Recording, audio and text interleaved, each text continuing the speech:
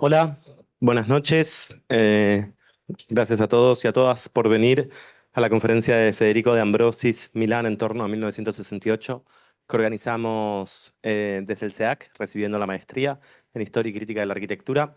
Perdona a todos y a todas por la demora en arrancar, pero con el campus en construcción y el MBA a veces se superponen los tiempos. Antes de cederle la palabra a Pancho Liernur, director de la maestría, y quien invitó a Federico a que esté aquí hoy con nosotros, como siempre, les quiero compartir el calendario del resto de las actividades públicas del SEAC y de la escuela este semestre, y simplemente avisarles que la próxima va a ser el 18 de septiembre con una conferencia, en realidad una conversación pública con el escritor argentino Martín Coban. Y después vamos a continuar el 25, creo que dice, de septiembre, con un ciclo que iniciamos hace 4 años titulado El trabajo de los demás, donde invitamos a los profesores de la escuela a que presenten no solo su propio trabajo, sino la constelación intelectual en la que lo enmarcan. Y este semestre empieza a dar clases Bernardo, que es un arquitecto argentino basado en Bahía Blanca, que vivió y trabajó durante más de 10 años, durante más de 10 años en Roma. Así que creo que va a ser una conferencia interesante y valiosa también, del trabajo de un colega argentino quizás no tan visibilizado. Y bueno, ahora sí me gustaría invitarlo a Pancho porque no quiero seguir hablando del resto de la programación porque creo que se cruza un poco con el tema de la conferencia y las actividades de la jornada, la muestra de la escuelita y demás. Así que gracias.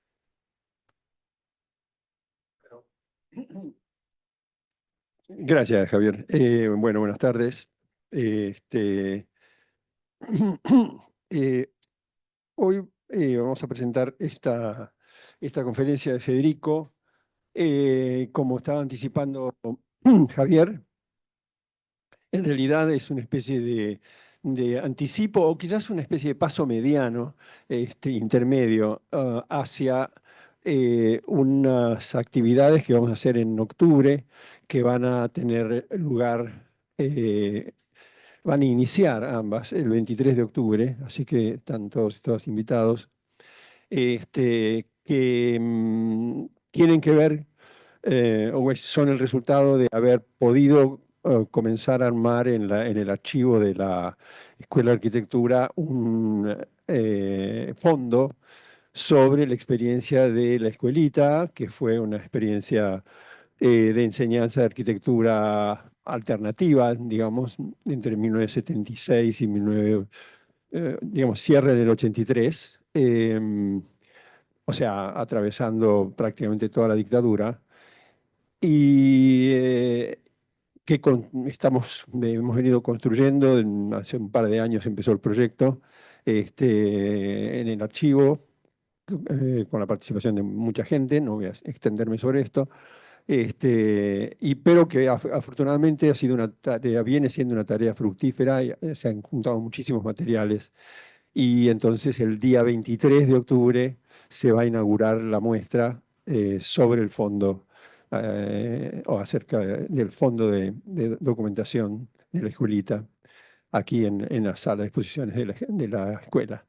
Y ese mismo día va a iniciar unas jornadas de reflexión de 3 días, eh, acerca de el tema que está en el trasfondo de la escuelita, y que por eso eso va explicando también la presencia de esta conferencia, y que es lo que llamamos arquitectura y rebeldía entre los años, digamos, nosotros pusimos 63-83, las jornadas, y eso tiene que ver con que en 1963 fue bueno, primero, relación con la escuelita, porque en realidad la escuelita y todo lo que pasó en ese momento, de alguna forma, entre otras razones, es una respuesta es parte de una discusión que inició mucho antes en torno a renovación en la enseñanza y las ideas acerca de la arquitectura, y que tuvo, en el caso de 1963, un hito muy importante, que fue el primer encuentro de estudiantes de arquitectura organizado por la Unión Internacional de Arquitectos, que tuvo lugar en La Habana y cuyo cierre generó, lo protagonizó Che Guevara. Es decir, entre 1963, un encuentro, el primer encuentro internacional de estudiantes de arquitectura cerrado por el Che Guevara, y el cierre de la escuelita con la apertura de la democracia en 1983, es un ciclo que nosotros queremos verlo en su totalidad. Por eso está relacionado con la exposición. Queremos que la exposición y que el tema de la escuelita se entienda en este debate mucho más vasto. Así que van a participar, son unos 12 ponencias o algo así, de distintos lugares, de Brasil, de Estados Unidos, de Argentina, de Chile, tomando distintos temas a lo largo de 3 días. Les decía, la conferencia de Federico es parte de este ciclo, digamos, de este intento de pensar este tema, y de pensarlo no solamente en Argentina, sino más allá. Algunos de ustedes recordarán, hace un par de años prácticamente lo iniciamos con la presencia de Beatriz Colomina, que habló de su libro Radical Pedagogies, que tiene que ver estrictamente con este tema. Ya sabíamos en ese momento que estábamos haciendo esto, así que ese fue un paso inicial, y este es un paso intermedio, como les decía, la presentación de la conferencia de Federico. Así que yo le quiero agradecer especialmente porque Federico finaliza hoy o ayer un seminario que dio sobre arquitectura en Italia, arquitecturas en Italia en la década del 70. Entonces, como estábamos pensando hacer ese seminario, le sugerí preparar una conferencia, una lecture sobre un tema muy particular, y que es qué pasó en Milán en los años de fuego, diría yo, 68, 69, digamos, donde pasaron muchas cosas, y eso nos va a contar Federico, que nos van a ayudar también a pensar en relación el tema que les comentaba antes. Eh, por supuesto que al primero que tengo que agradecerle que esto sea posible es a Federico, por haber aceptado la invitación y haber aceptado preparar esta conferencia. Eh, pero también no me quiero olvidar de agradecer, aunque no hay nadie salvo Federico, que lo represente, al Politécnico de Milán, porque el Politécnico de Milán ha hecho posible ha sido muy importante para que Federico pueda estar acá. Ha contribuido como para que eso ocurra. Y yendo a la razón de quién es Federico, quien yo trato de Federico, y no trato por el apellido, no digo doctor X o arquitecto no sé quién. Bueno, en primer lugar yo lo comenté en el seminario, porque Federico, yo soy muy amigo de Federico, lo conozco a Federico desde que vino a Argentina, no por primera vez, sino por segunda vez. La primera vez vino antes del 2000, como estudiante y mochilero. Evidentemente le gustó mucho, porque después volvió en los 2000 para culminar o redondear su tesis de graduación como arquitecto en el Politécnico de Torino. Insistente, más tarde, en 2005, creo, no, 2000. Sí, 2005 presentó en el Politécnico de Torino su tesis doctoral sobre un tema de Argentina también. De manera que en realidad tendría que haberle dicho a Federico que venga a hablar de Argentina, porque sabe muchísimo sobre todo, entre otras cosas, ha publicado un libro, 2 libros, porque el primero, que fue el resultado de la tesis, se llamó Nuevas Visiones, y giró esa tesis en torno a la revista Nueva Visión, que tenía que ver con arte, arquitectura, etcétera, en los años 50, pero hace poco, en el 2023, publicó otro libro que se llama una ruta transatlántica sobre las trazas de la presencia italiana en la arquitectura argentina de los años 50. Y después ha publicado otros libros. Bueno, la tesis la publicó como libro en la editorial Nueva, no, era en Nueva Visión, sí. Infinito, en la editorial Infinito, lo editó Méndez Mosquera. Y recientemente Alejandro de Magistris ha publicado este año el último libro juntos que se llama, es un título precioso que se llama Sotto un cielo diviso, bajo un cielo dividido, arquitecturas en la Guerra Fría. Eh, Federico es profesor en el Politécnico de Milán, desde donde trabaja desde hace muchos años, y es investigador también, es y profesor. Ha hecho toda la carrera desde asistente en adelante, y, y además digamos, digamos, es lo que un buen académico europeo lleva adelante, que es una actividad muy intensa de muestras, de publicaciones, de artículos, de presencias en conferencias, etcétera. Simplemente para que tengan una idea, hice una especie de guía turística con nombres que es, yo les digo, Estocolmo, Sydney, Lisboa, Moscú, Múnich, Nottingham, New York, Girona, etcétera. Son algunos de los lugares donde Federico ha estado dando conferencias, siendo invitado, participando en convenios internacionales, etcétera. Así que para mí es un gusto enorme personal, y creo que además como director de la maestría junto con el SEAC, presentarlo, porque creo que es un aporte muy interesante el que él nos va a dar, y así que les pido que me acompañen con un aplauso a recibirlo.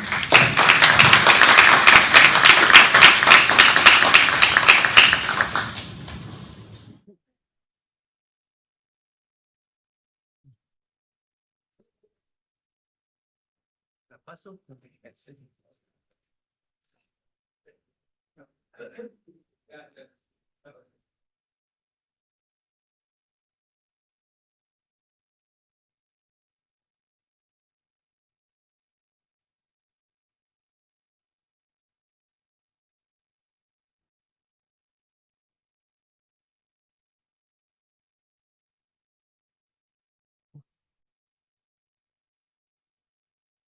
¿Se escucha? Sí. Bien.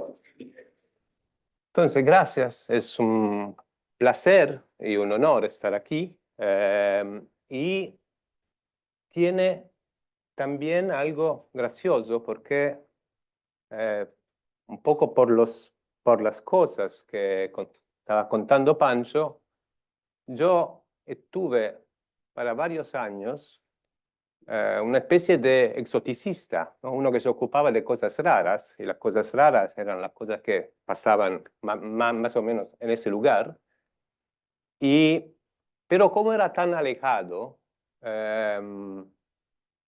yo figuraba como una especie de competente de toda el área latinoamericana. En un momento en el cual, también en Milano eso pasó un poco, pero especialmente más en el ambiente del doctorado, entonces más bien en Torino, y a Carlo Olmo le se ocurrió de fundar una revista, se llama Giornale dell'Architettura, ya existe en forma online, y cualquier cosa que pasaba que tenía algo que ver con América Latina, el único interlocutor era yo. Cuando falleció Oscar Niemeyer, me pidieron escribir así, el perfil de Niemeyer, pero yo no sé nada de Niemeyer. Pero vos conocés el medio en el cual él trabaja. Bueno, entonces salió el de Dalcó en Casapelle y el mío en el Giornale dell'Architettura. Esto para decirle que yo no vine presentando mi especialidad.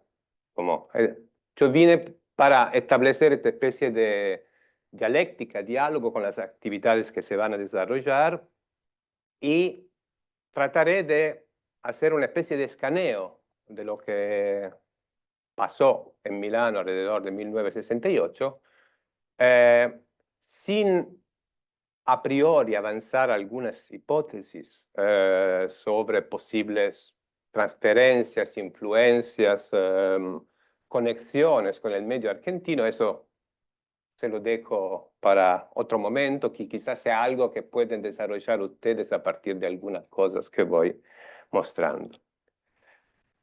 Otra cuestión, hubo un tiempo en el cual Castellano y yo nos llevábamos bastante bien. Ese tiempo ya se acabó. En los últimos 10, 15 años tuve muchas menos ocasiones de leer y de practicar. En mi momento de gloria podía pasar que en España alguien me preguntara si era argentino. Eso normalmente pasaba después de cierta hora de las noches y cierto número de copas, entonces quizá tal vez el oído de los gallegos se iba un poco distrayendo, pero eso ya es algo que no es posible. Entonces, cuando uno habla de forma rara, hasta cierto punto es gracioso y después empieza a ser un poco annoying. Entonces, si eso pasa, me avisan y voy a hacer una especie de cambio al Globish más o menos instantáneo. No es simple definir Milano 68, digamos, como cronótopo, porque no es simple definir los límites de Milano en aquel momento, y tampoco en este, pero va a ser complicado también definir cuándo empieza y cuándo termina el 68. Y como se sabe, el 68 tuvo algo de rebeldia, pero tuvo también algo, digamos, de moda, de tendencia, no la tendencia de Rossi que va a aparecer en un cierto momento, pero así de una costumbre muy difundida, en algunos casos mayoritaria, casi un conformismo rebelde, entonces va a ser difícil aislar algunos casos que podríamos calificar de rebeldes. Y hay miles posibles arranques. Yo elegí uno muy poco conocido, creo, un libro que escribió en los 90s Corrado Levi, ya en sus 60 años. Corrado Levi es una figura muy interesante de arquitecto que después se mueve en ese momento de gran movilidad de los 70, más bien hacia el arte y también escribe, toca, pero arrancó como arquitecto, estudia con Carlo Mollino en Torino y publicó ese pequeño colección de memorias que describen entre otras cosas, la situación alrededor de 1968.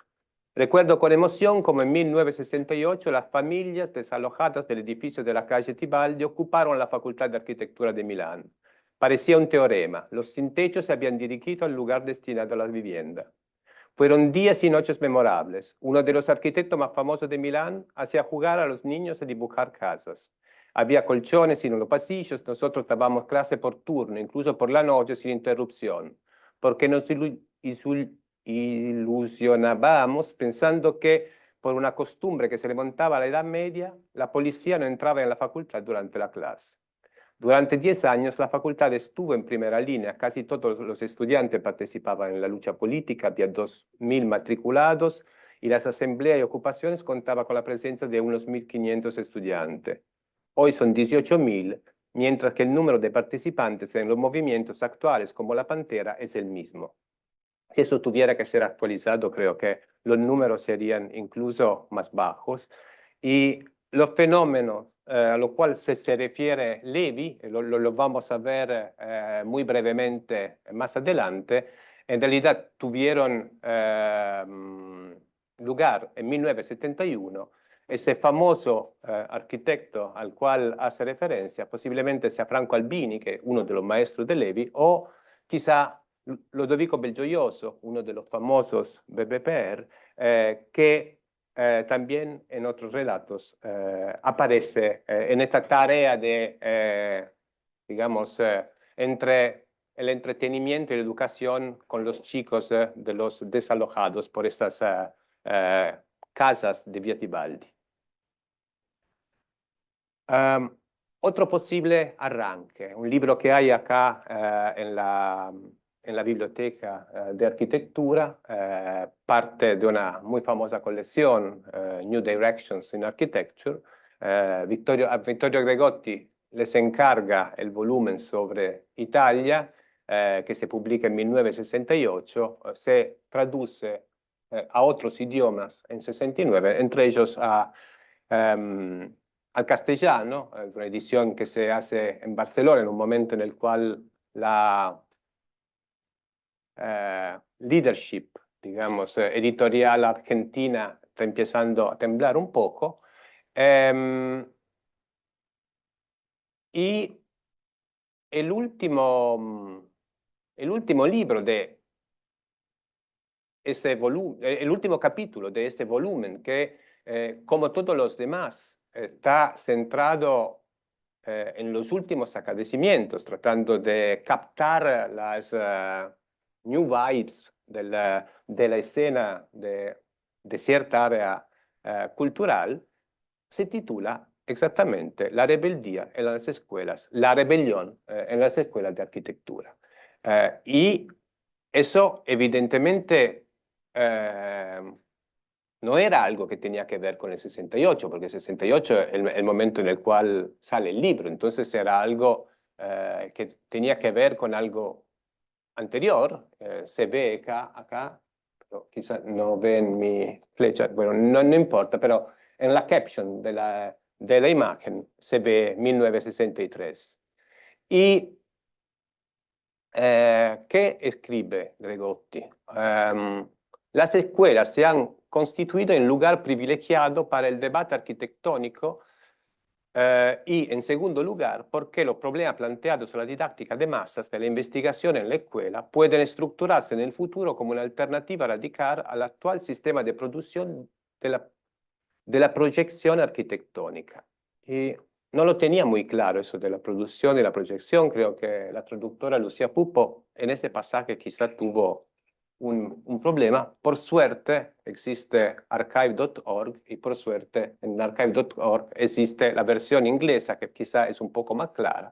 Second, by the problem imposed by mass education and by the idea of student research, future work may take on the form of radical alternative to contemporary methods of architectural planning and design.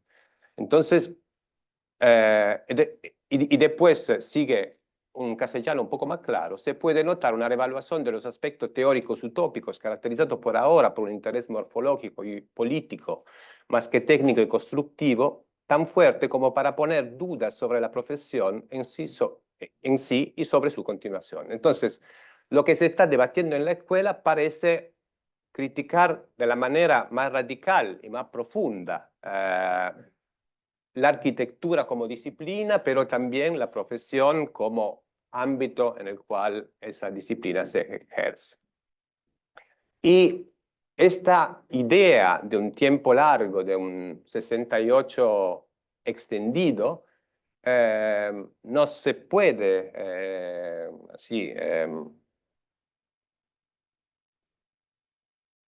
entender solamente a través de Gregotti, pero también otros estudios, otros trabajos que más o menos trataron de organizar esta temporada, como esto que fue publicado en 2009 por distintos colegas que trabajan en el Politécnico, titulado La Revolución Cultural en la Facultad de Arquitectura del Politécnico de Milano, tiene como extremos 63 y 74.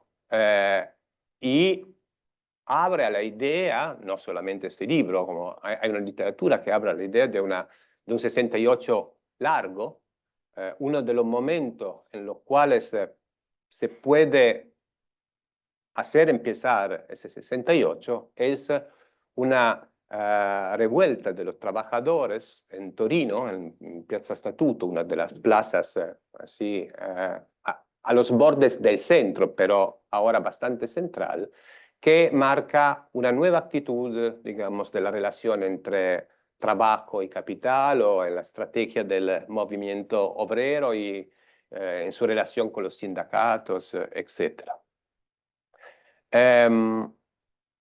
En 2023, para celebrar el centenario de la institución de los órdenes profesionales en Italia, entonces la que acá son llamada Sociedad de Arquitectos, la Sociedad de Arquitectos de Milán organizó una serie de eventos, de conferencias, dedicados cada uno a una década. Y le encargó a Franco Raggi, un arquitecto entonces joven, pero digamos protagonista de aquella temporada, de curar el evento sobre los 70. Ese es el folleto, es el flyer del evento, y se pueden leer en esta especie de abstract palabras y expresiones como transformación radical y tumultuosa, ideología, contestación, luchas, revisión crítica, formulación de estilos de vida antidogmáticos y opositivos. La rebeldía parece estar en todas partes. Entonces, ¿qué voy a tratar de hacer en los próximos minutos? Tratar de trazar una especie de cronótopo que puede tener como modelo, un modelo evidentemente inalcanzable, este fantástico libro de Karl Schlegel, Terror y Utopia, sobre Moku en 1937. Aunque sea inalcanzable, el modelo permite compartir una postura que es la de no hacer este escaneo para confirmar a una hipótesis, pero de salir sin hipótesis y ver si el escaneo produce de por sí algo, alguna evidencia, especialmente sobre posibles, digamos, interferencias, para utilizar un lindo título de una exposición curada por Jean-Louis Cohen y Helmut Frank entre Milano y Buenos Aires. Pero va a ser un cronótopo difícil, porque como hemos dicho, 1968 no es un momento con una largueza obvia. Hay muchos que escribieron al respecto también en Italia. Henry De Luca escribió un texto muy famoso donde habla de una guerra civil de baja intensidad y dice, quien habla de 68 quiere borrar otros 12 años del calendario, como extendiendo el fenómeno a la década de los 70 en su entereza. No vamos a alargarnos tanto, es tarde, pero eso es algo para tener en cuenta. Y en el caso de Milano, ese 68 largo tiene dos extremos, ¿no? Uno de cierto tipo de rebeldía, como se ve en esa manifestación, creo exactamente de 68, ves una foto que Giancarlo De Carlo utiliza para ilustrar un artículo que publica en 69, y se ven estudiantes jóvenes y el Duomo detrás, y esta foto a la derecha, mucho más famosa, de un activista de una formación extraparlamentaria durante una manifestación en el mayo de 77. Quizá el foco o el centro de este momento muy crítico, pero también muy productivo, donde la violencia entra prepotentemente en escena, pero es algo que creo que no es difícil para ustedes entender, porque acá la violencia entró aún mucho más violentemente. Puede ser 12 de diciembre de 1969, la bomba de Piazza Fontana, en la Banca dell'Agricoltura, que abre una temporada, esas cosas. Y lo que quería decir es que esta foto de Mimeo inmediatamente es una foto que tiene una vida mediática muy intensa. Umberto Eco la comenta, creo, en la revista Panorama o de todas formas en una revista no especialística, pero de gran difusión popular, y comenta la estética que esa fotografía lleva con sí misma. Y para confirmar el 69 como momento, digamos, particularmente caliente, que se pueda entender como vértice, quizá de una tensión,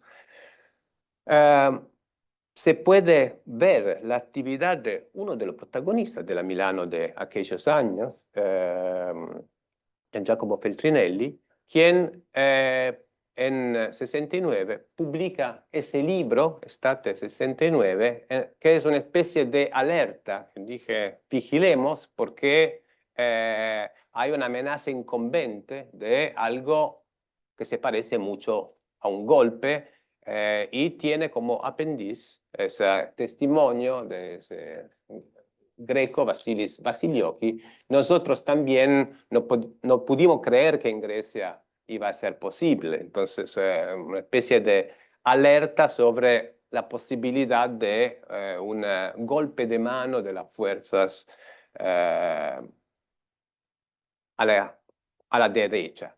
Y algo que en ese libro se ve es una especie de gran suspecto, o así, una forma de entre el temor y la desconfianza, con la idea del plan. Ese es un momento en el cual en Italia, entre 68 y 69, digamos, las fuerzas progresistas del centro izquierda, especialmente los socialistas, promueven el experimento de planeamiento a largo plazo quizá más radical que se hizo en Italia, el llamado Progetto 80, que se lanza en este momento, y 80 o 80 porque se preveían 2 ciclos de 5 años, ¿no? Entonces un plan quinquenal en plena forma. Y Feltrinelli acepta de publicar la primera edición de este estudio, y a la derecha ven la contraportada, la cuarta página de la cubierta, que sin embargo añade un comentario no totalmente positivo. 10 años de nuestro futuro decididos por los programadores, quién tendrá que trabajar, cómo y dónde, quién cobrará y cuánto, quién podrá estudiar, cosa y por qué, cuál será la nueva organización urbana, con cuáles medios se defenderá la natura y el arte y los trabajadores, los polos de desarrollo y las áreas que van perdiendo población, muchos sueños dorados y una dura realidad. Bien, en fin, algunas cosas que quizá habrían podido entrar, que pero pensé que no era... era mejor quizás dejar afuera, y eso tiene que ver con la dificultad de definir el cronótopo también en términos no de cronos, pero de topos. Entonces, ¿cuánto es grande Milano? ¿Hacia dónde llega Milano? Y ese libro de 1966, entonces de aquellos años, quizá uno de los libros más famosos producidos durante la década por un arquitecto milanés. Sin embargo, para mí es un libro que origina más bien de las experiencias que Rossi está haciendo en Venecia, su contacto con Aimonino. Entonces, no por casualidad lo publica Marsilio, que es un editor véneto, y creo que no sea un producto 100% milanés.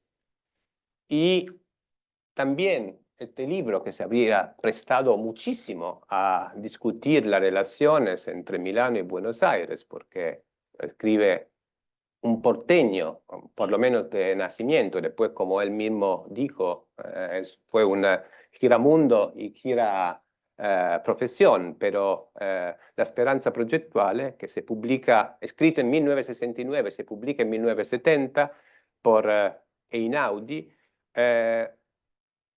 y es un libro que reacciona contra la rebeldía de 1968, reacciona especialmente contra lo que Maldonado llama el niquilismo de esa rebeldía, pero sin renunciar a su postura revolucionaria. Entonces, se podría decir que es un libro contra la rebeldía y para la revolución. Pero es un libro que Maldonado desarrolla más bien, bueno, en los últimos años de Ulm y especialmente en esa especie de sabático que se toma en Princeton. Entonces me parecía que no era un producto milanés, es más bien una especie de carta de visita que Maldonado después utiliza para establecer contactos y lazos con el medio italiano y milanés en particular, y se ve que en las notas al pie hay un esfuerzo de incorporar el debate italiano, pero es algo que viene, diría, desde afuera. Y no es el único caso de intercambio, digamos, directo entre la escena de Milano o la escena italiana y los argentinos. Acá hay solamente dos casos, pero diría bastante evidente. La famosa exposición del MoMA de 1972, curada por ambas, donde muchos de los protagonistas de la escena milanés tienen un espacio para ellos hasta aquel momento desconocido, una visibilidad desconocida y quizá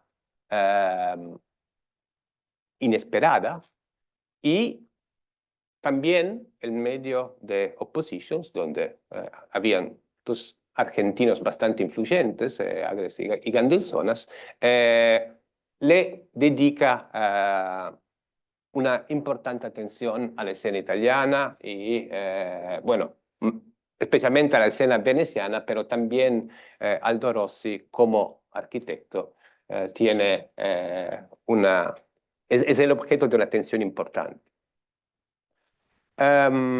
Entonces, yo haré una especie de via crucis, solamente pero con 4 estaciones, y habrán 4 paradas que espero pueden ilustrar algo de esta especie de cronótopo de Milano 68. La primera estación es este libro de Giancarlo De Carlo que publica un pequeño editor del sur de Italia en abril 1968, entonces apenas antes que 68 fuera 68 en mayo en París, La pirámide invertida. Ese libro, bueno, Giancarlo De Carlo es un arquitecto que nació en 1919, entonces en ese momento ya tiene una edad madura, digamos, y creció en Milano, pasó por la Casa Bella de Rogers rápidamente y durante los últimos 50 y los 60 es el, digamos, único. Después se sabe que eran reuniones informales y que habían varios tipos rodeando por allá, pero digamos, el único integrante oficial del Team 10, entonces tiene ese pasaporte un poco de rebelde y un sistema de conexiones internacionales que califican su figura. Y este texto es es el texto, obviamente reelaborado, de una conferencia que De Carlo dio en febrero de aquel año, con un título mucho más general, Cuestiones de Arquitectura y Urbanismo.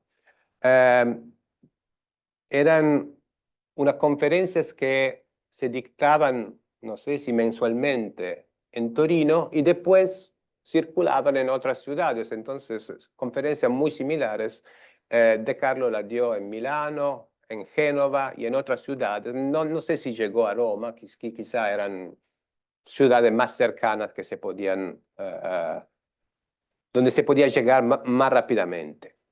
Y ese libro es una especie de descripción y defensa de la posición de los estudiantes dentro de la Facultad de Arquitectura y una profunda crítica del sistema académico italiano, especialmente en sus valores, en sus dinámicas internas, una especie de denuncia que de alguna forma toma parte sin indicar exactamente el camino para hacerse, con las razones de los estudiantes y de una fase de rebeldía que quizá todavía no había entrado en su fase más aguda, pero que ya era evidente.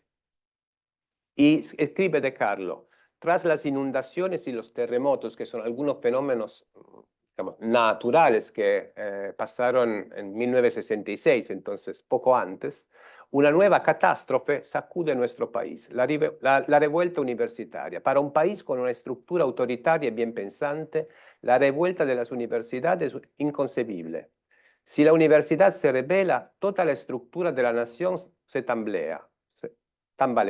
Hay motivos para el escándalo y también para la desesperación. De hecho, la universidad se considera una cadena de operadores destinados a hacer funcionar el sistema, en nombre de la conservación y la salvaguardia del sistema. Entonces dice, el hecho de que la universidad sea el foco de la rebeldía pone en crisis el sistema general del país. Y describe la universidad y cómo funciona. Hace también una especie de síntesis históricos, pero eso sería largo.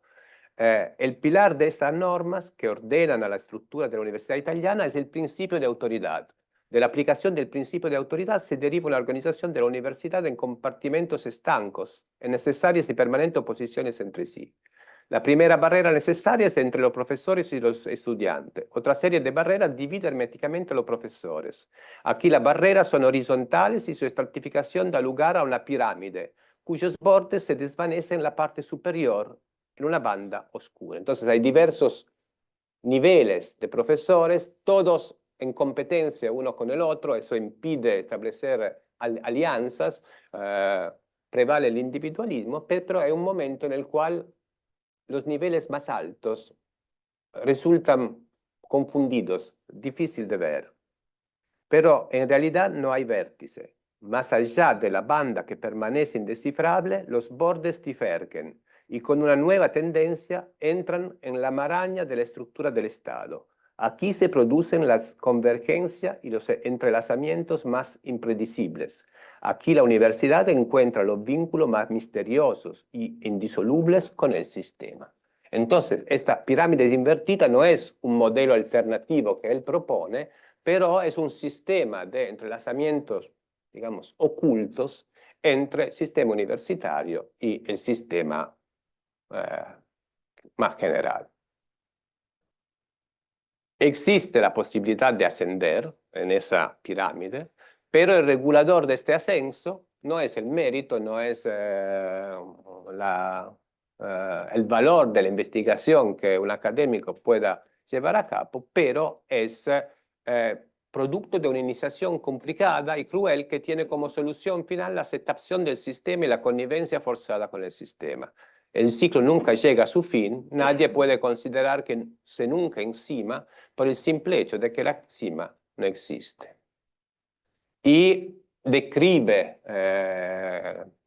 así las posiciones de los estudiantes, cómo las autoridades académicas trataron de anular este fenómeno de rebeldia, por ejemplo, la creación de las comisiones paritéticas, que pero De Carlo explica, no son una solución porque siempre están compuestas de una forma que los representantes más altos de la institución dominen a estas comisiones. En cuanto a la actividad investigadora, parece necesario en las circunstancias actuales precisar tres supuestos. Uno de los puntos sobre el cual De Carlo insiste, que es un punto que veremos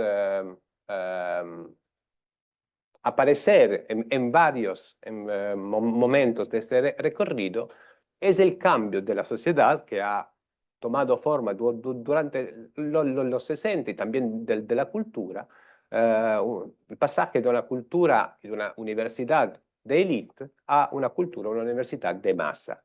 Entonces, se debate mucho cómo tendría que ser esta universidad de masa, y De Carlo precisa algunas ideas sobre el proyecto, sobre el hecho que esos grupos de investigación no pueden ser masivos simplemente porque la universidad es de masa, pero que hay que calibrarlo para que no pierdan de sentido y para que eso no sea algo como para producir un pensamiento ineficaz que en última instancia va a colaborar con la continuación del sistema más bien que con su crítica.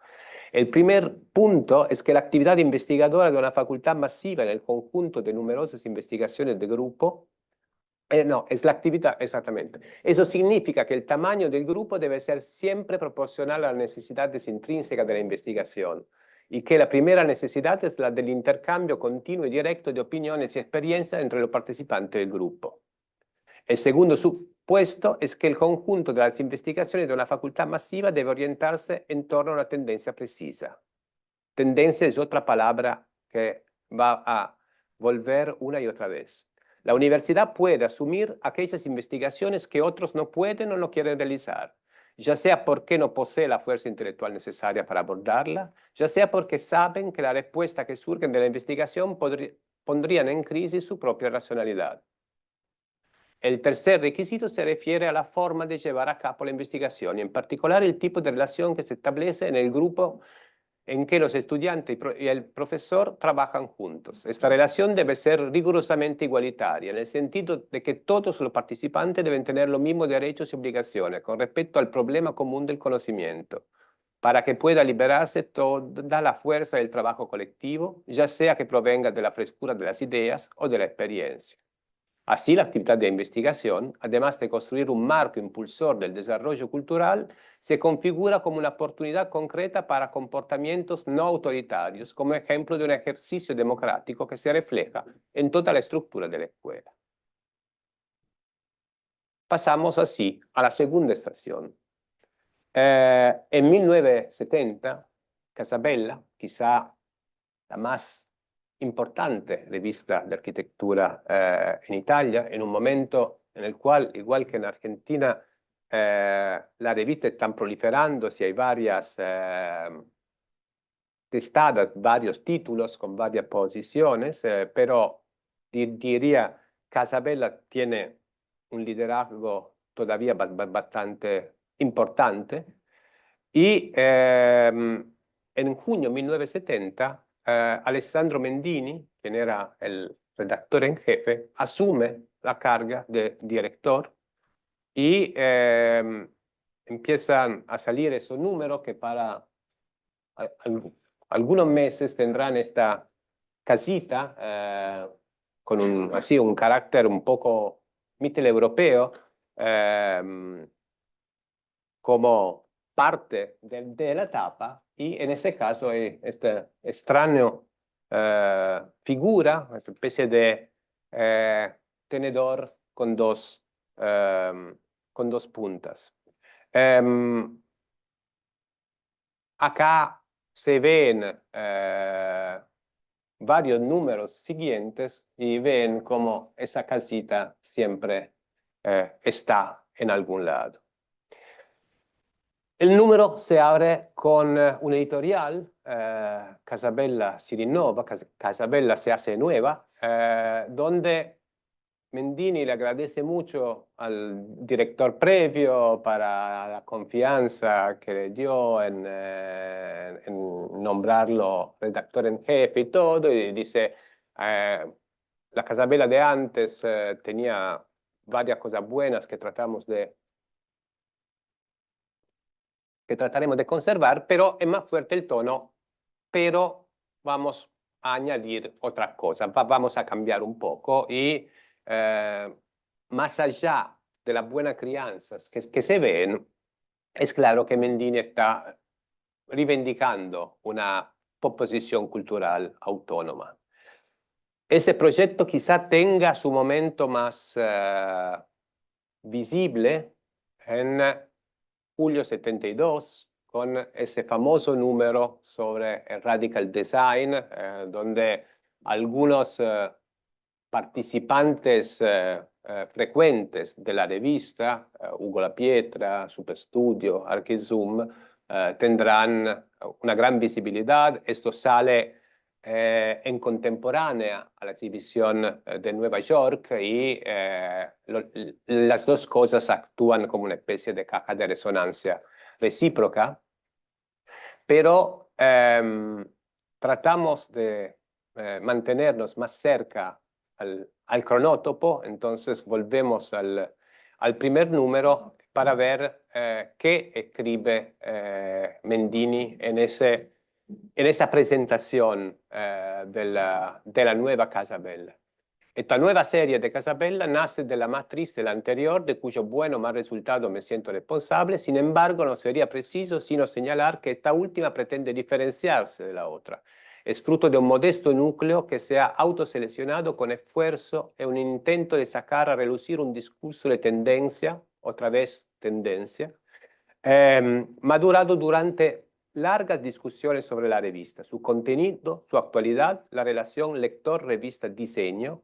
Mendini casi no utiliza el término arquitectura, utiliza el término diseño, que no es product design, pero es la práctica del proyecto a todas escalas. Y en un intento de depurarla de los defectos más evidentes encontrados hasta ahora. Hay tres hechos que caracterizan profundamente nuestro comportamiento. Primero, la intención metodológica de proponer el debate desencantado de un grupo abierto que pretende presentarse como un ejemplo evolucionado de la sociedad en la que opera, en el sentido de que los miembros de la redacción tienen diferentes planteamientos ideológicos, pero una convergencia precisa hacia una redención real de los pobres de espíritu. Utiliza esa expresión casi evangélica. Segundo, aunque sabemos que estamos llevando a cabo un discurso parcialmente elitista, tenemos la intención de comunicarnos con la gran multitud de técnicos y diversos operadores corresponsables de los campos de la formalización para contribuir a la construcción de los puentes necesarios entre la teoría y la práctica, entre las ideas y los hechos proyectuales, a una modificación del diseño en un sentido antiautoritario, coherente con la modificación no contradictoria de las estructuras sociales. Hay alguna resonancia del discurso de Carlos, o por lo menos hay algunos puntos en común. Tercero, somos conscientes de que el trabajo de la revista debe caracterizarse como un servicio para aquel hombre que intenta sin mucho éxito defenderse de los designers estilo, los designers feature, los designers mafia, los designers profesión ultranza, los designers academia, para aquel hombre que pretende resurgir como sujeto en cada fase del duro proceso de formalización ambiental. Entonces, hay también esa dimensión ambiental que aparece aquí y también en otras partes, que se prestaría a trazar un puente, un enlace con el discurso de Maldonado y es muy posible que ahora que estamos en 1971 Mendini conozca la esperanza proyectual.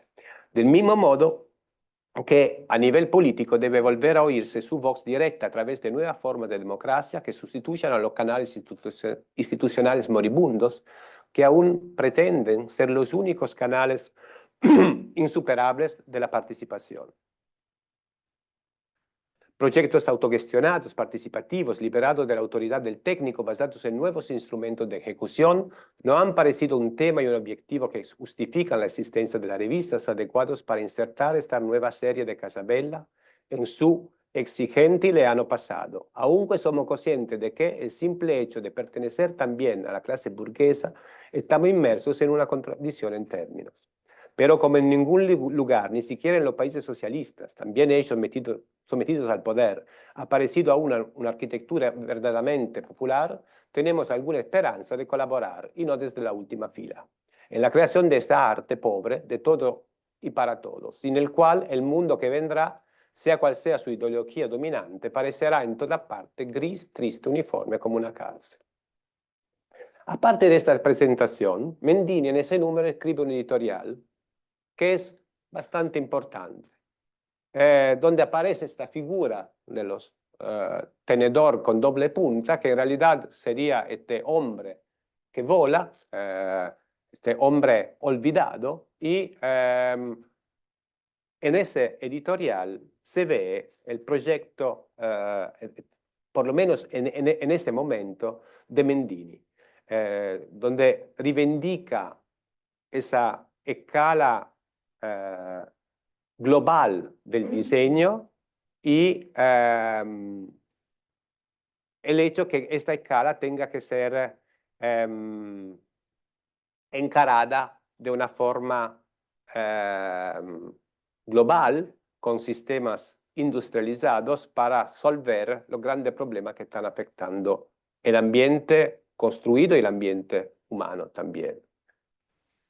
Entre las personas clave del drama del diseño se encuentra el actor que representa la nada, el hombre usuario que debería ser el verdadero sujeto, sustancia y motivo de la acción, y que en cambio en su súcubo objeto, usuario de lo que otros han decidido que es justo que él use. Este hombre olvidado que vive en una mala casa de una mala ciudad, por culpa propia, por culpa de quien la concibió a todos los niveles, la fabricó, alquiló o vendió, de nosotros los técnicos que la diseñamos mal, en definitiva por efecto de un sistema erróneo. Si por tanto reconocemos nuestra responsabilidad como diseñadores hacia ese hombre, veamos ahora el mecanismo que consigue involucrarnos tan fácilmente que nos convierte a nosotros mismos en no personajes, en alienados que se ahogan desprovistos de capacidad de decisión, en las arenas movilizadas de los fetiches típicos de la hegemonía industrial: organización, eficiencia, burocracia industrial, capital, poder. Una vez destruido el antiguo concepto de composición arquitectónica, adquirido el concepto, no el mito del trabajo en común, la acción técnica y creativa resulta dinámica, existencial y renovable, implícitamente adecuada para el diálogo con el usuario. Puede adoptar como fórmula propia, por un lado, la experimentación continua, y por otro, la exaltación de los copartícipes en un intento de diseño antiautoritario, coherente con un design antiautoritario. Y aquí la convergencia con De Carlo, por lo menos la recurrencia terminológica, se hacen aún más fuerte. ¿De qué se compone ese número? Por un lado, de unos artículos, digamos, entre crónica y análisis, se describen algunas experiencias de ocupaciones, squatting en Inglaterra, pero también la polución provocada por los automóviles, etc. Por el otro se presentan tres proyectos bastante distintos entre sí. Uno es un proyecto para la Universidad Libre de Bruselas, digamos, es una especie de self-promotion, porque el estudio Nizzoli Associati es el estudio donde el propio Mendini y su hermano Francesco trabajan, y es un proyecto que desarrollan junto con otro estudio que se llama Estudio 1999, digamos, un proyecto radical.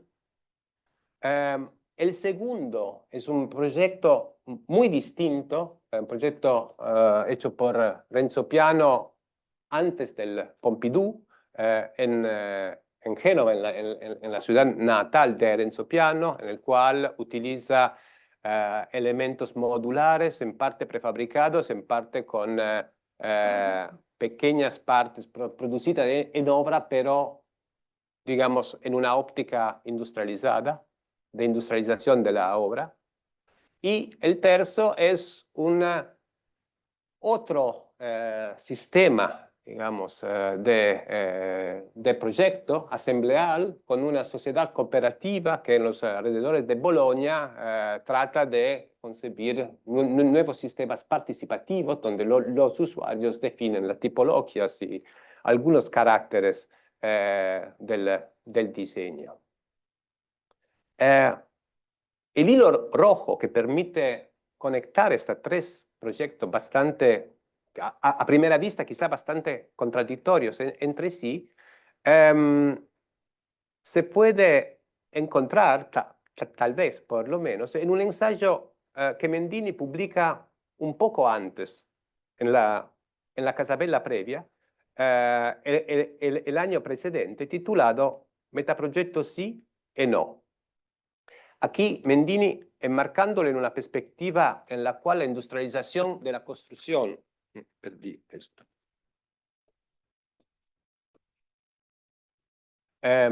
aparece como la única opción viable para resolver los grandes desafíos que se presentan en el horizonte de los tardíos años 60, propone el metaproyecto como sistema abierto en cuanto sistema de diseño por componentes, y así se entiende la atención o el interés en la obra de piano, pero también abierto a experimentar con nuevas formas donde los roles, el del arquitecto, del cliente y del burócrata, para usar los términos de Mendini, puedan redefinirse. Y acá se entiende el interés en el caso de Bolonia.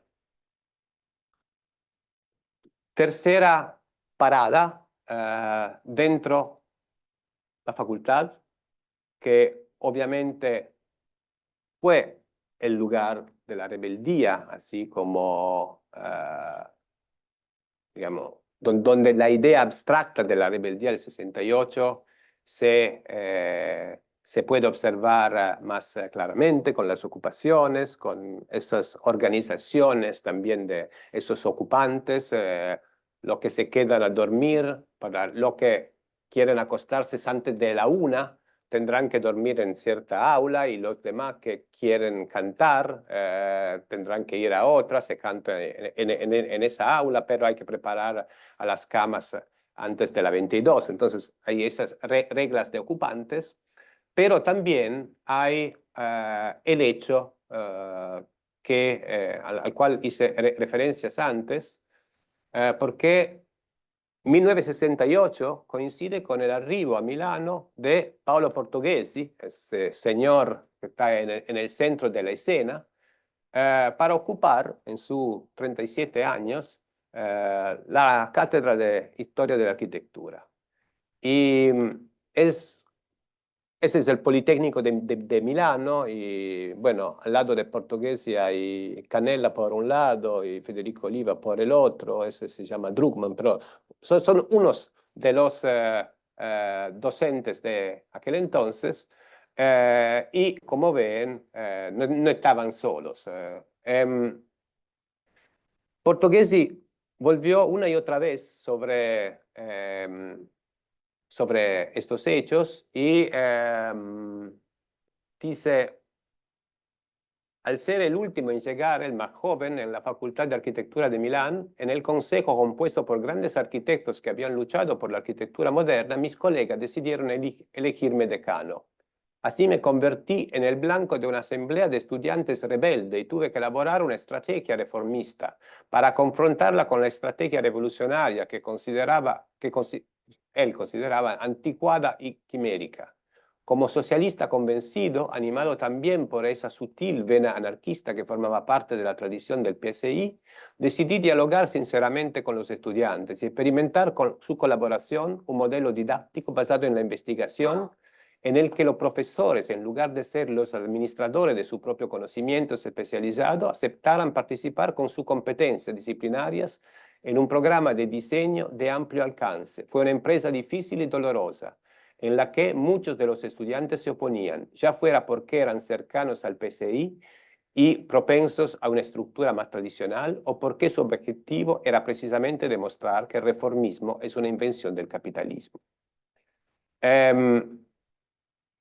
Pasa que esta familia de migrantes que habían ocupado esos nuevos edificios de iniciativa pública, pero que se descubrió que iban a ser destinados a una, digamos, franja más alta de la población, son desalojados, incluso se muere un niño muy chico, y se refugian en la facultad, bueno, con el permiso del decano, y ahí se establece esta relación un poco, sí, entre el gracioso y el populista, entre una parte y la otra.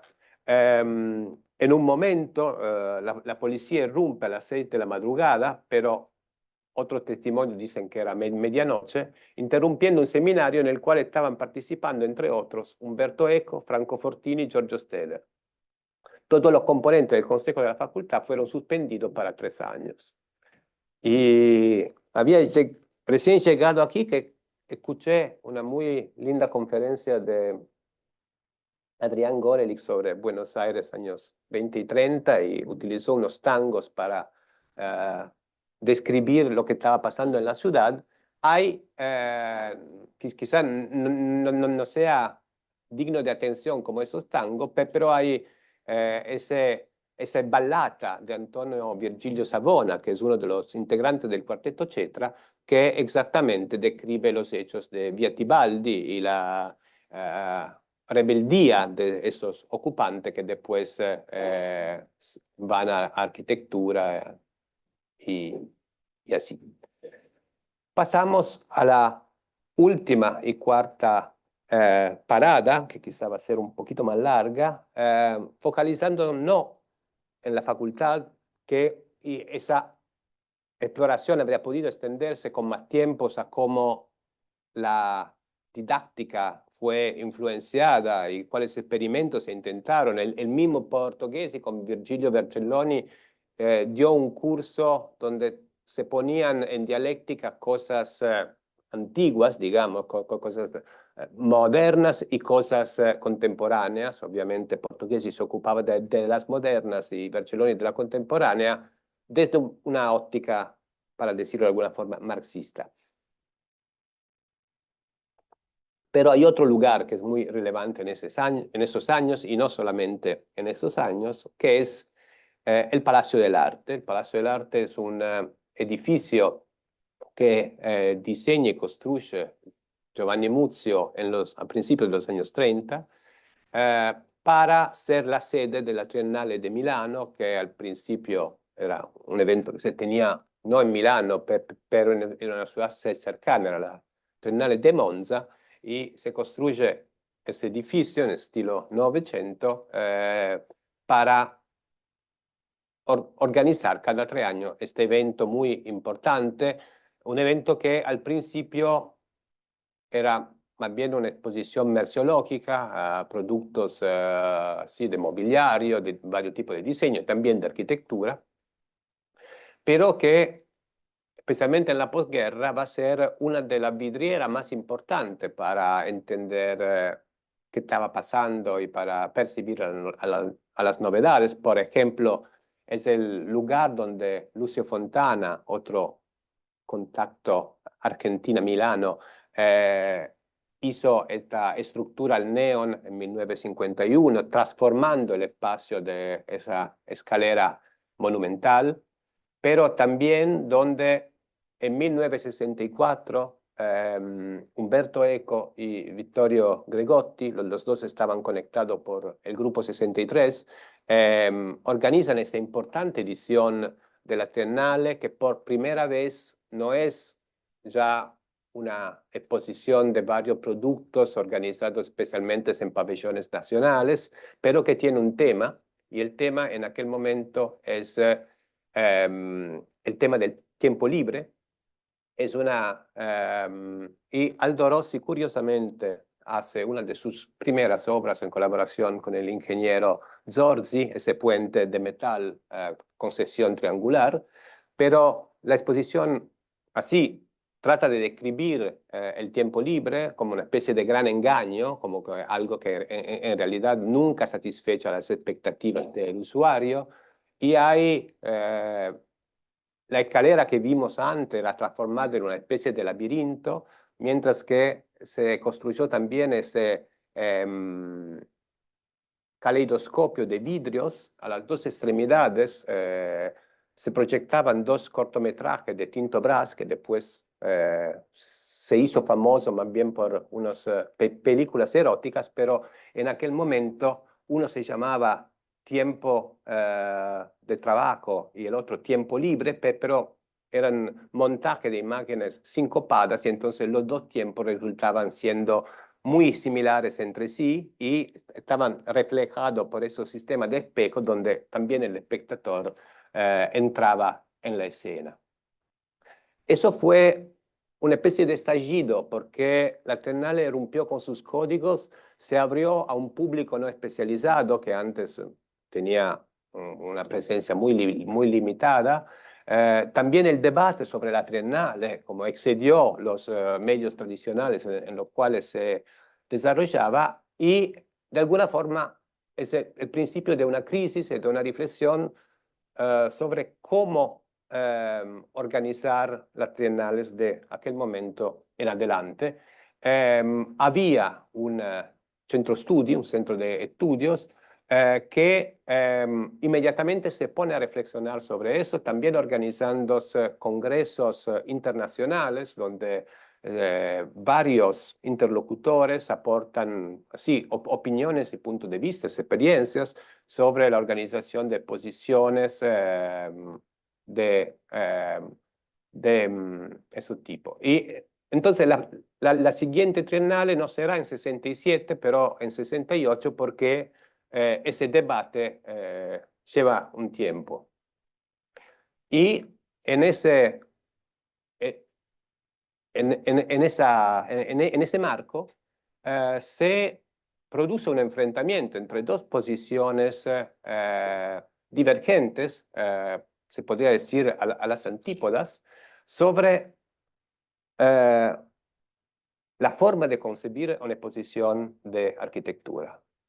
Por un lado, Aldo Rossi, que ven ahí en la ventana, defiende el carácter autónomo de la arquitectura como disciplina y autónomo, por un lado, tanto de todas las tendencias sintéticas que caracterizaban aquellos años y que fueron muy presentes en la edición de 1964, entonces en un nuevo momento de auge de la síntesis entre las artes o de la obra total, pero también autónomo de las miradas tendientes a observar la ciudad y su arquitectura como parte de procesos y fenómenos donde los habitantes eran los actores eran tan importantes como los edificios. En suma, una exposición hecha de dibujos, maquetas, los materiales propios de la arquitectura, concebida sobre la base del valor en sí del proyecto de arquitectura. En cambio, Giancarlo De Carlo piensa que la exposición tenga que ser la expresión de un sistema de relaciones donde la sociedad quede en primera plana y la sociedad y sus modificaciones resulta en primera plana. En síntesis, la disputa era entre la ciudad como forma o la ciudad como fenómeno. Gana De Carlo, por lo menos el primer round. Y la exposición inaugurada en 1960, que habría tenido que inaugurarse en 1968 a finales de mayo, entonces cuando ya pocos meses después de la pirámide rovesciata, pero en un momento en el cual ya el fenómeno 68 produjo su estallido, y el tema es el grande número, entonces la sociedad de masa, un tema que era ya muy presente en la pirámide rovesciata, donde una multiplicidad de observadores y puntos de vista tratan de reflexionar sobre ese tema que es central en la reflexión de Carlo en esos años donde participan muchos viejos compañeros del Team Ten, pero también otros actores provenientes de otro lado, diría creando un parterre quizá inédito para la Triennale, que solía tener participantes muy reconocidos, pero que quizá en ese caso son muy altos. Y como se ve, el espacio de Muzio es totalmente revolucionado, contradicto en algunos casos, ¿no? Por ejemplo, se ve la gran escalera y hay una especie de puente que transforma este espacio también la manera de cruzarlo. Y veamos a los antiguos compañeros de ruta, ¿no? del Team Ten, pero también Saul Bass hace una fantástica instalación. El problema de la creatividad en la sociedad del grande número es una especie de archivo gigante, 6.000 cajones se amontonan unos sobre otros con 6.000 tiradores, 6.000 cerraduras, 6.000 etiquetas, 6.000 números, 6.000 siglas que indican la astuta aridez de una catalogación estadística sin alma ni dirección. György Kepes hace otra fantástica instalación, la forma urbana en la ciudad de noche, entonces donde esa forma se revela algo impredecible porque es algo que depende por los comportamientos de millones de usuarios anónimos que encienden la luz, que quizás van al baño y esa forma cambia y utiliza muchas representaciones de esos fenómenos, digamos, de tipo fotográfico o videográfico. Hay los archigram que crean una especie de continuación del caleidoscopio de 64, esta vez es una forma pneumática que pero se utiliza también como pantalla para proyectar diversas cosas. Y bueno, por primera vez hay un grupo soviético, el grupo NER, que está invitado, y Sosaki, y mucho más. También hay una especie de celebración, quizá algo ingenua, donde De Carlo trabaja entre otros con Marco Bellocchio, y vi que en el San Martín hay una retrospectiva sobre Bellocchio como director de cine. Y, es seguramente algo que hace parte de la protesta, de la rebeldía italiana, y esta es una especie de homenaje a lo que pasó en París, que así reproduce la protesta de los jóvenes.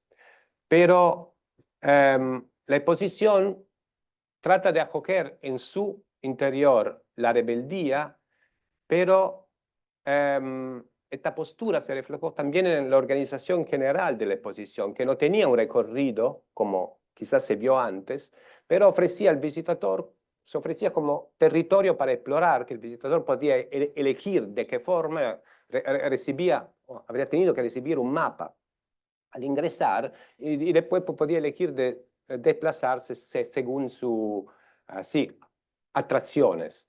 Esa misma energía se revoltó en contra de la exposición en una forma que quizás sería excesivo definir violenta, pero que sin duda fue demolidora.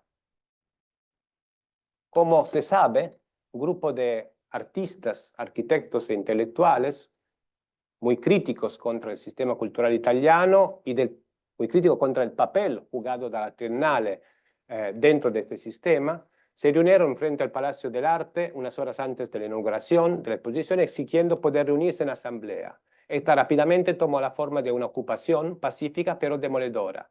que impidió el funcionamiento normal de la exposición, que solo pudo ser abierta varias semanas más tarde, luego de la parcial reconstrucción de los ambientes y de los objetos expuestos. Y eso significó también que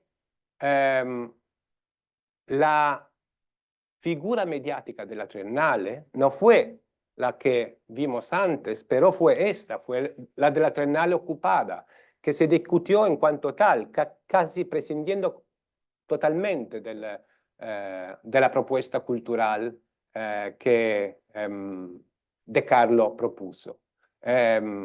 Y este pasaje determinó el fin de la relación de Carlo con la Triennale y en varios sentidos también con Milano. Eso es algo que encontré por serendipity ayer. En suma, en real time, bueno, la Triennale abre después en julio y Racinovic y Díaz viajan evidentemente a Milano porque hay en ese artículo bastante largo hay una descripción muy precisa de lo que ven. En términos generales, muy crítica, dicen esa cosa del gran número no tiene consistencia, es un tema así que no funciona, y también son muy críticos con respecto a la calidad de las obras, creo porque vieron las obras restauradas con un budget que ya no era el de antes, pero esto es una especie de curiosidad. Tras de un largo debate, esta vez requiere 5 años, entonces la siguiente toma lugar en 1973, en un momento en el cual las aguas se han tranquilizado un poco.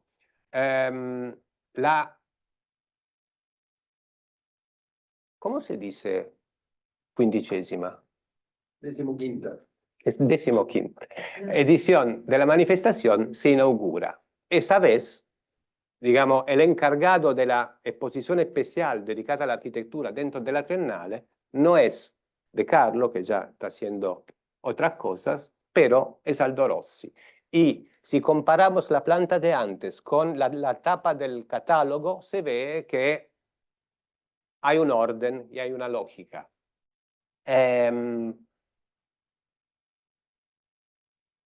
Esta es quizá la imagen más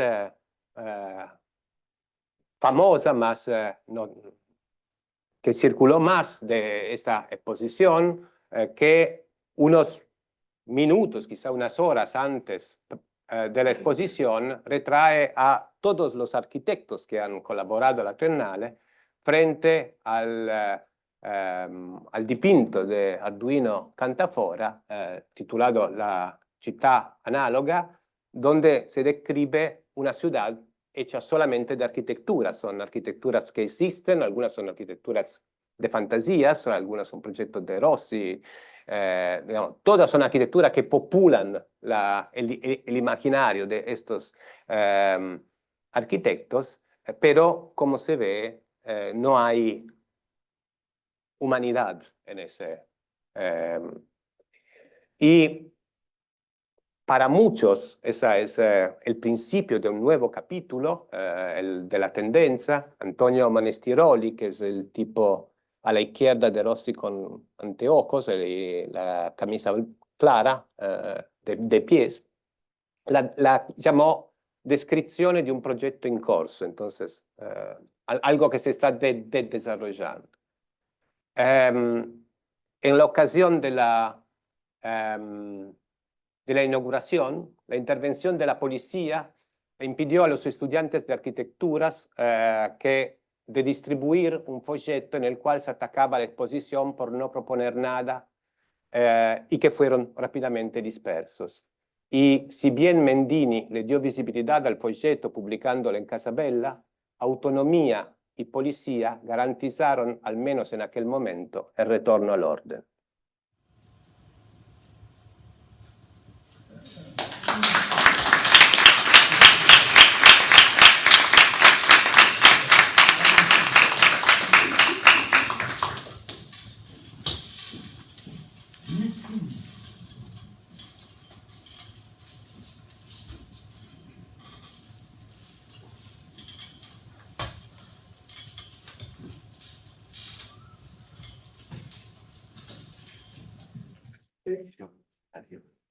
Yo preferiría antes, No, eso como se sí. imaginarán, tengo No, para muchos comentarios que vengo haciendo con Federico desde hace mucho tiempo, pero en esto en particular me ha provocado varias reflexiones o ideas o contactos, pero preferiría abrirla.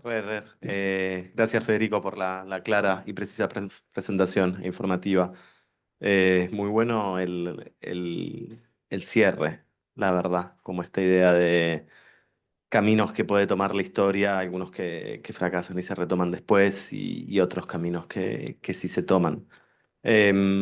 Abrimos a preguntas, comentarios, eh, debate. Gracias, Federico, por la presentación. La pregunta va más por los personajes que no son tan mencionados o más bien por lo que no mencionan esos personajes. Y me preguntaba en el campo de los jóvenes rebeldes, más asociados a esto contra el cual se enfrentó Portoghesi, que son los que están del lado de la efervescencia política y que demandan la revolución, a la hora de pensar una arquitectura concreta. ¿Había tal cosa? Es decir, ¿lograban manifestar o cristalizar eso en un proyecto arquitectónico o en una idea? Idea de enseñanza había, porque fue todo esto que mencionaste sobre la facultad. Ahora, respecto del rol de la arquitectura en algo concreto, ¿existía eso para ellos o primero estaba la revolución?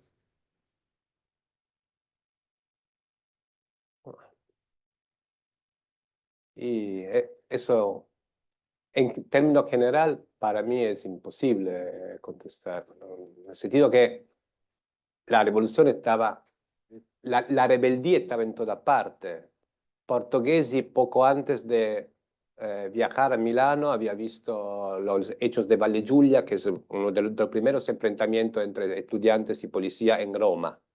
Entonces, habían varios focos, pero me parece que la posición de los estudiantes era más una posición sobre la cultura, cómo funcionaba la cultura, la profesión y cómo funcionaba la profesión, el mercado, más que no en la definición de una forma o en la definición de una tendencia cultural. Eso podía pasar y, sin embargo, en esos momentos de ocupación de la facultad y de suspensión, digamos, de la normalidad y creación de un espacio paralelo, varios profesores participan y ahí se abren modalidades, pero que son más bien didácticas, porque al final también uno de los casos que hemos mencionado durante el seminario, el colectivo de arquitectura, Canella o otros, al final trabajan con la arquitectura, no es que hagan una arquitectura revolucionaria porque usa otros sistemas de diseño, otro tipo de materiales. Es una arquitectura que se inserta en aquel momento. Que quizás la ideología detrás de esa arquitectura tenga algo de rebeldia, pero el manufacto en sí es un manufacto que podemos comparar con muchos otros manufactos de aquellos años. ¿Puedo sumar una pregunta que me parece muy bueno el comentario de Vicente, ¿no? Sí, así es. Me sorprendió leer el primer número de Casabella, de Mendini. Yo conocía el famoso, el de Radical Design, no conocí el primero, que publica unas 3 casas que hace Renzo Piano, además del edificio que vos mostraste. Y me sorprendió porque me descolocó. Yo lo tenía a Renzo Piano como 5 o 6 años después, empezando a hacer sus primeras obras. Y me sorprendió que Mendini publique eso. Y ahí no sé si hay una llave en el uso de la tecnología, Sí, digo, porque qué postura tenían ellos frente a esta gente un poco más pragmática y que estaba haciendo creo que cosas a él concretas? le interesa, ¿no? Porque ese sistema, ahí sí que Mendini propone en aquella fase quizá un procedimiento un poco distinto. Dice, si llegamos a proyectar por componentes, entonces sin cerrar completamente el diseño sin llegar a una forma cerrada, pero la forma se puede definir en fases y hay que encarar problemas grandes, entonces dentro de una matriz sistémica, digamos, donde cada uno puede ser una fase y por eso creo le interesa piano, que todavía no es No, que es otro el piano, el piano del Pompidou, pero bueno, es un piano con las espaldas muy cubiertas. Por ejemplo, en 1970 él diseña el pabellón de la industria italiana en Osaka porque era hijo de un constructor. Entonces tenía como un canal bastante preferencial para entrar a la profesión. Y quizá, bueno, tenía también esta postura un poco rebelde, decir, yo no soy el arquitecto de los 60, así que se rompe la cabeza con problemas teóricos y hace solo dibujos que no sirven para construir. Al contrario, soy un tipo pragmático porque tengo este background mucho más A mí me sorprendió ligado a la mucho eso construcción. en la presentación como un tercer camino, ¿no? Porque terminás con esta dualidad entre participación, sociología, diálogo, usuario activo o abstracción. Y en realidad, al mismo tiempo en que está pasando esto, ya hay otro camino andando, ¿no? Y que ellos Y lo están bueno, publicando y es que los 70 y quizás ya esos años un poco, digamos, de anticámara de los 70 son un momento en los cuales los recorridos se parten muchos, entonces el discurso se hace plural y es más y más difícil encontrar a categorías que tengan juntos todos los protagonistas. Sí, primero quería recordar que en 68, en la introducción de Teorías e Historia de la Arquitectura, la introducción, la segunda introducción, no la primera, prácticamente está encabezada por una párrafo de Tafuri donde él dice, de la misma manera que para Marx no existe una economía política de clase sin una crítica de clase de la economía política, en arquitectura no existe una arquitectura de clase sin una crítica de clase de la arquitectura. Y yo creo que eso es interesante, o sea, me resulta muy interesante recordar eso a la luz de tu presentación, porque está en medio de esa discusión que vos presentaste diciendo, en todo caso, Javier, vos hablabas de otra vía, esta es otra de las cosas que se abren ahí, digamos, donde le encuentra, digamos, claro, termina ahogándose en eso, ¿no? Porque en ese sentido no hay ninguna respuesta. En una de las ponencias que va a haber en las jornadas es sobre una célula del Ejército Revolucionario del Pueblo, del ERP, que existía en el taller del arquitecto Mario Soto en esos años, en los años primeros 70. Y Mario Soto enseñaba en La Plata, y enseñaba en La Plata, eso digo para los más jóvenes, y lo que llegaba a pensar era que la arquitectura que hacían los revolucionarios debía ser la arquitectura de las cárceles del pueblo o de las trincheras de Vietnam. Hasta ahí llegaba la ingenuidad, digamos, y la imposibilidad de ese camino, digamos, esa respuesta, que creo que justamente lleva, o sea, una de las cosas que me resultó interesante, además de toda la información y demás que presentaste, es que de alguna manera empalma muy bien con lo que yo brevemente esbocé y que es lo que un poco está en el fondo de la discusión que vamos a tener en las jornadas en octubre, ¿no? Que es esto de que cómo entender la Triennale de Rossi sin todo el resto, o sea, no sale no es autogenerado, es parte de un debate muy denso y evidentemente así lo fue en Italia. Entonces, digamos, estas cosas están dialécticamente relacionadas. Y en ese sentido de la presentación me gustó también el hecho de que vos planteases esta elasticidad del cronotopo, como vos lo planteaste, no solo del espacio, sino del tiempo, ¿no? ¿Dónde empieza el 68? ¿Dónde termina el 68 en ambos casos, ¿no? Y creo que es una...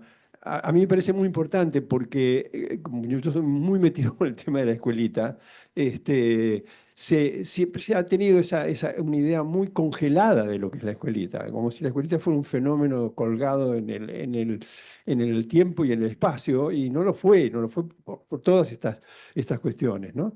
Ahora, y por todas estas, si se quiere, dialécticas o diálogos o discusiones de las cuales es parte, ¿no? Y en ese sentido coincide con esto impresionantemente bien. Una pregunta que sí te quería hacer y que a mí, no es que te hago, sino que me hago, y por ahí vos tenés algunas respuestas, es que la siguiente. Yo lo enuncié al principio, la idea de empezar, de que las jornadas tengan lugar entre el 63 y el 83.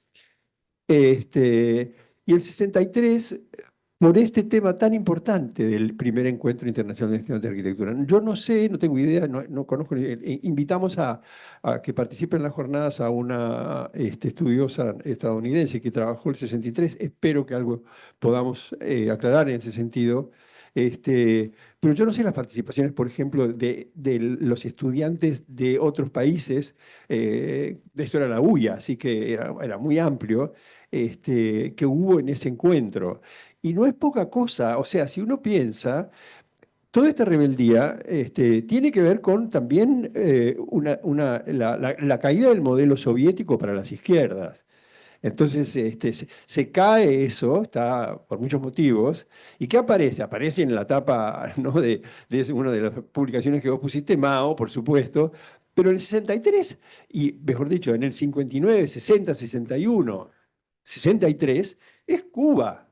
Es Cuba, a nivel internacional es Cuba. Y además, no solo, Cuba, Canela estaba ligado a Cuba. Digamos, figuras fundamentales que están trabajando en el 63 en Cuba. Las escuelas de Porro, perdón, digamos, los italianos fueron protagonistas fundamentales Habían dos italianos por eso digo, colaborando con Porro. claro, ahora no, por Carati supuesto, Gottardi. Carati Gottardi, claro. ¿Te acordás que Carati creo que estaba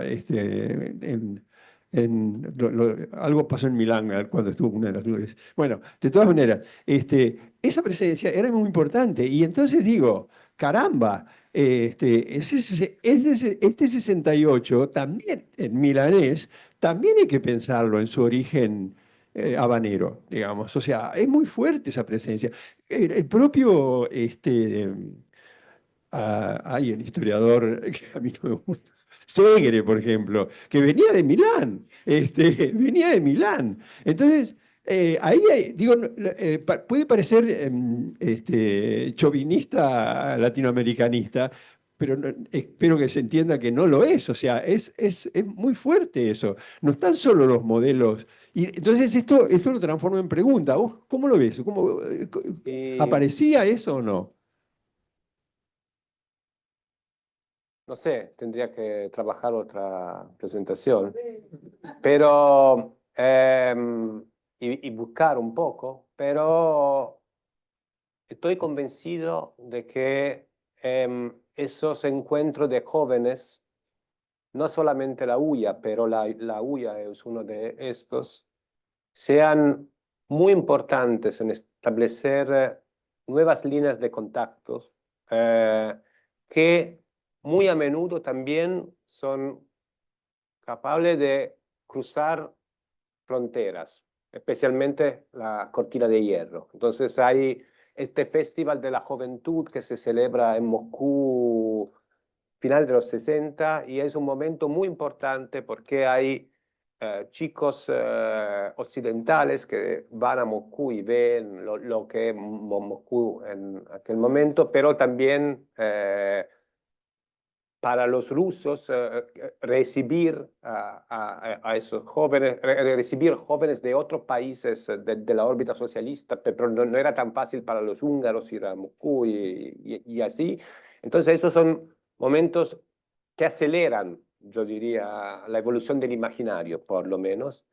Y es verdad que 63 es el primer momento en el cual hay ocupaciones, hay ese primer momento de anticipación del 68, y es por lo menos una coincidencia a la cual hay que prestar atención. Después, no sé si y cuándo llegó la información, pero sin duda es 63, hacia finales de los 60, Cuba ocupa un lugar muy importante y, bueno, la Hora de los Hornos tiene un éxito extraordinario en Italia, gana el premio Pesci en Pesaro, entonces es una especie de, casi un festival de Venecia, ¿no? En aquel momento. Entonces, no hay duda que esa era un lugar en el mundo importante en el mapa. Y Unión Soviética, pero, bueno, esto sería otro tema, pero hay estas nuevas generaciones que quedan estando dentro una visión de economía de Estado, digamos, de comunismo, como esos NER, pero y que tiene una fuerte conexión con De Carlo, pero también con otros. De Carlo los invita, pero el año anterior, el 67, había publicado en una colección que curaba él por el Saggiatore, el libro de ellos, ¿no? Que proponen estos nuevos insediamentos que son unas formas más o menos de ciudad lineal evolucionada. Y creo que sea un momento interesante de unión y se ven muchas cartas del director de la Triennale que entra en ese debate. A él no le importa mucho los proyectos de los NER, pero quiere tener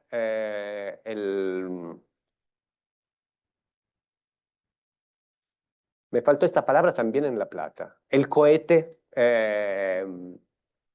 soviético, ¿no? En ese momento, bueno, Unión Soviética estaba ganando la Space Race, porque todavía no había estado el Moon Landing. Entonces, es muy entusiasmado por la posibilidad de tener este nuevo propulsor del cohete soviético. Entonces, hay una diplomacia muy abierta, mucho más de la que se podría imaginar entre Milano y Moscú también.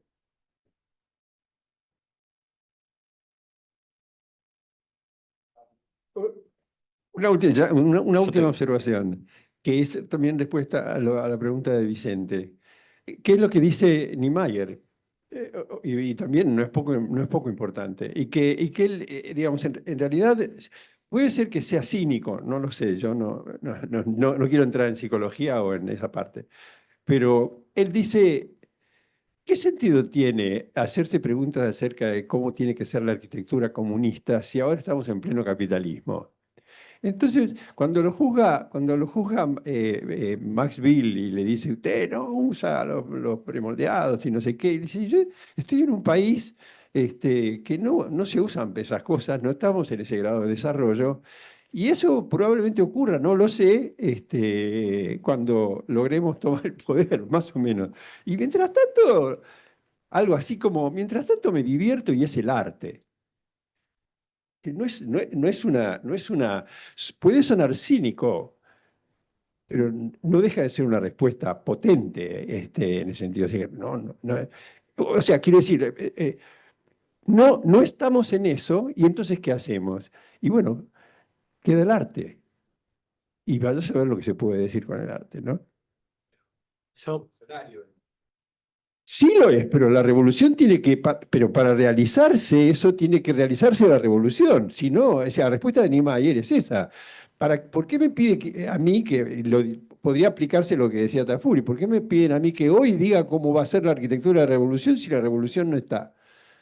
Eso va a ser cuando exista la revolución. Yo soy un arquitecto ahora que piensa que tiene que haber una revolución en el futuro, pero soy un arquitecto, amo la arquitectura y quiero hacer arquitectura. Entonces no me voy a poner a hacer, a pretender hacer anticipaciones o a decir, bueno, no, si es más o menos industrializado lo que fuera. Porque ¿quién sabe qué va a ser la arquitectura de la revolución? Entonces, bueno, la paso fenómeno. O sea, Federico, digo, es esa la respuesta, que no me pidan. Y júguenme por la calidad artística de lo que hago, no por el contenido revolucionario, porque no tiene. Federico, yo te quería hacer dos preguntas o dos comentarios. Vos al comienzo, cuando estabas como haciendo el mapa de cómo era la Academia Italiana, pusiste una cita, no me acuerdo de qué autor, que era como medio kafkiano, como medio Dino Buzzati, que decía como, bueno, es una pirámide que no tiene fin y no hay cima y demás. Y algo que me quedé pensando con el cierre este, que fue muy bueno, es que en esta última parte de la charla aparecen muchos nombres propios de arquitectos, como esto de la postura de Giancarlo de Carlo, la postura de Aldo Rossi, van pasando las trienales. eh, y los estudiantes se quedan con esta masa anónima de ser siempre estudiantes, ¿no? En realidad, los estudiantes que escriben esta crítica a la Bienal no son los estudiantes que protestan y toman la otra trienal. Y te quería preguntar, también como cierre o capítulo siguiente, ¿quiénes eran esos estudiantes? Como que si hay algo de eso, no tanto de estos profesores y esta lucha de posturas, que fue como un poco la última parte, sino más como quién firma esta carta o qué decanta todas estas discusiones, más como en esta masa anónima que los arquitectos que ya eran profesores y tenían prácticas y eran celebrados.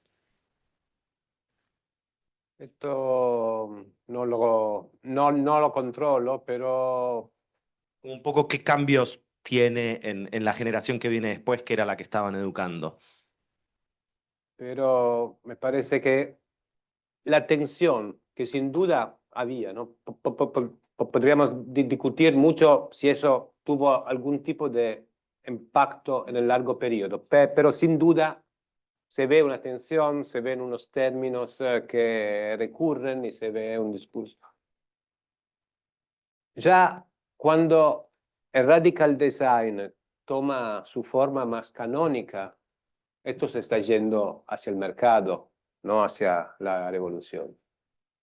Y entonces, No salió de la revolución, salió el mercado, ¿no? Y todo, digo, eso no hay dudas. eh, obviamente los 70 siguieron siendo un momento en el cual el tema revolucionario era muy fuerte. Bueno, es en 78 que se secuestra y mata a una de las figuras más altas del Estado, ¿no? En 71 o en 68. Pero, No, y, lo preguntaba de curiosidad, porque hay algo que pero, pasa lindo con la escuelita que están todas las ideas de los profesores, los ejercicios y demás, y con cómo se está armando el fondo es como de los estudiantes, ¿no? Y cómo ves cómo esa influencia en lo que hicieron después, que no necesariamente era repetir ese ejercicio al infinito, pero decís como no, che, bueno, el tema de la abstracción apareció en eh, tal tema. Y un poco me quedé pensando eso, como quiénes eran los estudiantes que vivían esto anónimamente y cómo si habías visto como algún destello en las décadas siguientes. pero sí, hay un pasaje del libro de Levi donde él también dice, algunos se quedaron así en esa postura y en Milano en un cierto momento si uno quería comprar un paco de cigarrillos a las 9 de la noche resultaba imposible porque viene es una ciudad que se cierra, que en cierto momento está tomada por el miedo. Y su posición, por ejemplo, es de irse e ir a vivir en Liguria, en la costa, y viaja a Milano cada 2 semanas para dar clase, pero como esa tensión social, digamos, social slash política, después toma o una forma de radicalización otras formas de quizás salir del sistema, pero de una forma más individual y un poco eso se pierde. Y sería interesante de hacer un trabajo sistemático sobre los distintos talleres y quién era quién, pero sería un trabajo muy largo y no me resulta que haya así un intento de mapear, aunque limitado a una escuela, pero era una escuela grande, entonces habían muchos talleres y... Esa es una de las cosas notables, ¿no?, de la conferencia, que vos solo te refieres, Federico solo se refirió al ambiente de Milano, y después está el ambiente de Venecia, y está el ambiente Claro, de Roma. bueno. Italia era, para el sur, era... Una pregunta atrás tuyo. ¿Vos tenés Sí. micrófono, Pancho? ¿Va a pasar para atrás?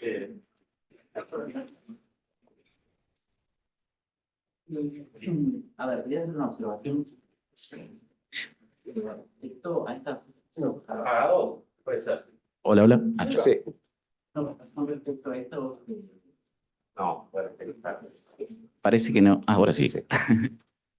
Respecto a estas posturas, ahora sí. Respecto a estas posturas, que yo creo que en el ambiente de Milán este debate se posterga. Yo creo que quisiera saber si hay alguna conexión esto en el hecho de que mediados de los años 90, el Politécnico de Milán, la Facultad de Arquitectura se divide en dos y existen la de Bovisa, que es Arquitectura Civil, y la de Leonardo, que es Arquitectura e Società. Entonces, el hecho de que por casi 20 años, creo que de mediados de los 90 hasta el 2016, convivieron dos facultades que enseñaban arquitectura dentro del ambiente Politécnico de Milano, sobre todo en la de Bovisa, donde se refugiaron muchos de los que venían de una postura más rosiana, como Monistiroli, Daniele Vitale, Guido Canella, y varios que nombraste de esa época. Ojo, decir que Canella era rosiano, porque hay unos canellianos que podrían matarte. Creo que no te están escuchando, pero en Milano hay todavía varios y todavía ocupan sillas importantes. Pero eso, para decirlo muy en síntesis, fue doblar las instituciones para doblar las cargas. No es una tensión dialéctica cultural, es una multiplicación. Pasó prácticamente lo mismo en Torino. Después es obvio que por un lado se fueron los que entendían las cosas, digamos, de cierta manera y los que tenían afinidad cultural con ellos, y por el otro se fueron los demás. Pero sin emitir ahora evaluaciones que serían así demasiado rápidas sobre las dos experiencias, creo que se pueda decir con cierta tranquilidad que la operación fue más que todo para tener dos decanos y dos jefes de departamentos y todo eso. Sí, lo que se puede decir es que es todavía 30 años después, digamos, la separación autonomistas versus sociólogos de Carlo Rossi seguía siendo un criterio para dividir a la cultura milanesa en dos partes. Eso sí, pero no es que esa división fue parte de un proyecto, fue parte de un proyecto multiplicador. Y ahora que las escuelas no son tan importantes, pero son muy importantes y poderosos los departamentos, lo solucionaron haciendo dos departamentos dentro de la misma escuela. Pero eso es la razón por la cual pudieron volver a hacer una escuela en vez de dos. Aparte que el Politécnico allá en Bovisa quiere hacer otras cosas, entonces quizá le pidió de desalojarse y volver al campus de Leonardo.